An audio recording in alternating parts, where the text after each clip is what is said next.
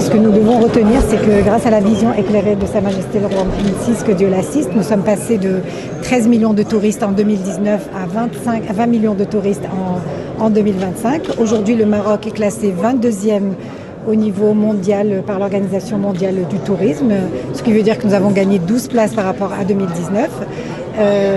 Ces résultats, nous les avons obtenus grâce à la mise en œuvre de la feuille de route 2023-2026 et c'est grâce à cela également que nous avons réussi à gagner la confiance des investisseurs internationaux dans la destination Maroc.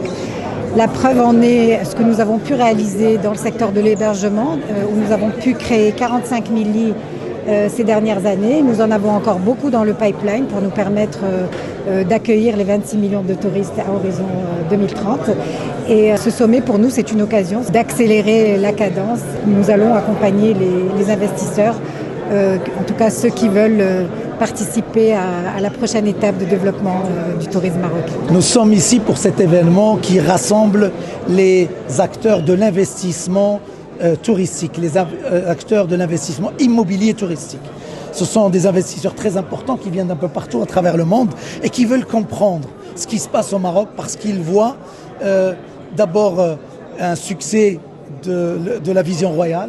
Ils voient cette vision qui a fait du Maroc un leader continental et un leader régional.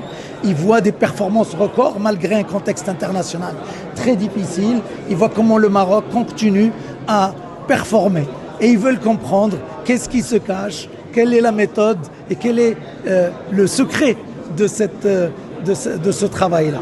Et donc nous sommes là pour leur expliquer la vision royale, la discipline d'exécution qui a été mise en place pour concrétiser tous ces projets qui se traduisent dans les chiffres sur, bien sûr, les arrivées, sur les investissements, sur les entrées en devises, mais surtout sur l'emploi.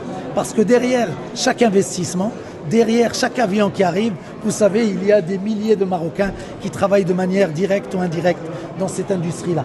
3,5 millions de Marocains vivent de manière directe ou indirecte du tourisme. Donc quand on parle investissement, on parle opportunité pour nos enfants, pour la jeunesse marocaine. The mission of the summit will be to get people who can announce partnerships. And why that is important is because the event itself is structured in a way where we pre-organize face-to-face meetings. It is just not a conference. And because we pre-organize meetings, people know in advance who they're meeting, why they're meeting, what is the opportunity.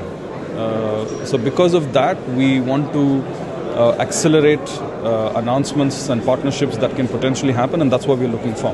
Alors, compte tenu des tendances actuelles et de l'horizon 2030, c'est un événement qui est très important.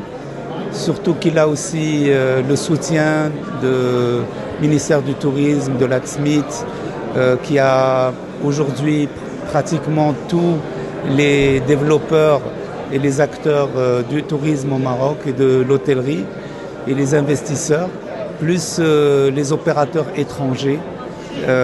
Et donc on sent qu'aujourd'hui c'est une vitrine à l'international pour le Maroc aussi.